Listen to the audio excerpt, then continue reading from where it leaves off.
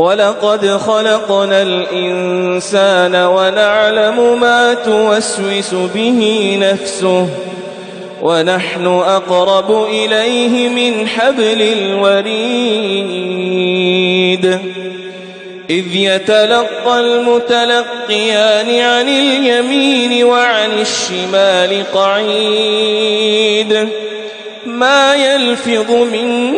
قول إلا لديه رقيب عتيد وجاءت سكرة الموت بالحق ذلك ما كنت منه تحيد ونفخ في الصور ذلك يوم الوعيد وجاءت كل نفس معها سائق وشهيد لقد كنت في غفلة من هذا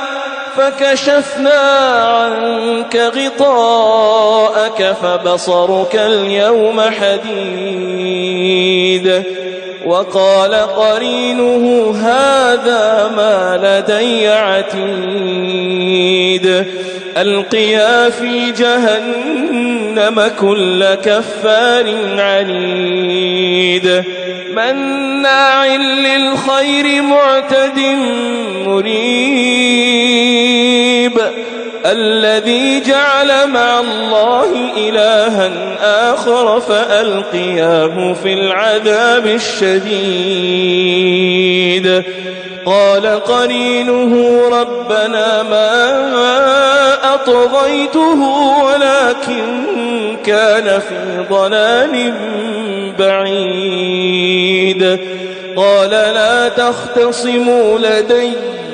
قال لا تختصموا لدي وقد قدمت إليكم بالوعيد